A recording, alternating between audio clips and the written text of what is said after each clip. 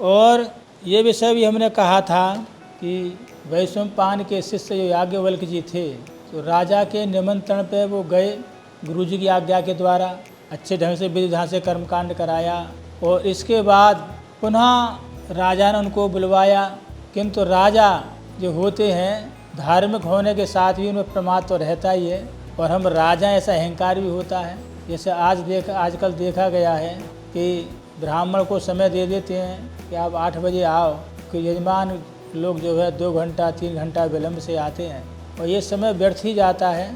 और ब्राह्मणों को बुरा लगता है कि उनकी जीविका क्या कह सकते हैं, किंतु इसका अपराध यजमान को लगता है। क्योंकि प्रमादो ही मृत्यु, जो प्रमाद है ना वही मृत्यु है। तो ब्राह्मण को बुलाने के बाद में उसको प्रतीक्षा नहीं करनी चाहिए।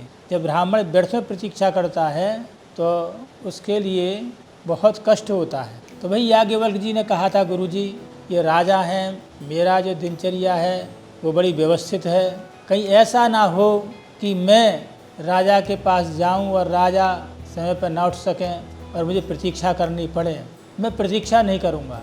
गुरुजी ने कहा नहीं, राजा धार्मिक ऐसी कोई बात नहीं है। याज्ञवल्क्य जी कहते पहुँचे वहाँ तो राजा विलम्ब से उठा तो थोड़ी प्रतीक्षा की और राजा नहीं आया तो उन्होंने जल छिड़क करके वह उसकी चांद जो किवाड़ें थी वो चंदन की थी, इस पर छिड़का तो चंदन की जो किवाड़ें थी वो हरी भरी हो गई। वो चले आए वहाँ से और गुरुजी से कहा कि देखिए जो मैंने कहा वही हुआ, इसलिए मुझे बड़े लोगों के यहाँ मत भेजा करो। और मैं प्रतिग्रह से बहुत जो भयभीत रहता हूँ, अन्य आपके शिष्य भेज दिया करो, कोई बात नहीं।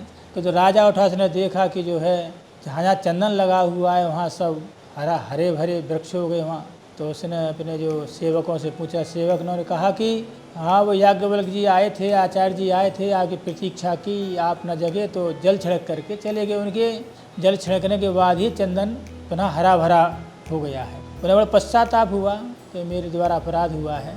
तो उन्होंने पुनः फिर खबर भेजी सेवकों के द्वारा कि आचार्य जी को भेज दो, वैसा अपराध नहीं होगा। तो गुरुजी ने फिर कहा याज्ञवल्क्य से आप चले जाओ, आपकी याद करने। बोले कि नहीं मैं नहीं जाऊँगा। तो गुरुजी कहने लगे, बोले फिर बोले मैं आश्रम छोड़ के चला जाता हूँ। तो याज्ञवल्क्य जी आश्रम छोड़ के चलने लगे तो गुरुजी ने कहा जो मैंने विद्या पढ़ाई है उसका जो है मुझे लौटा के दो।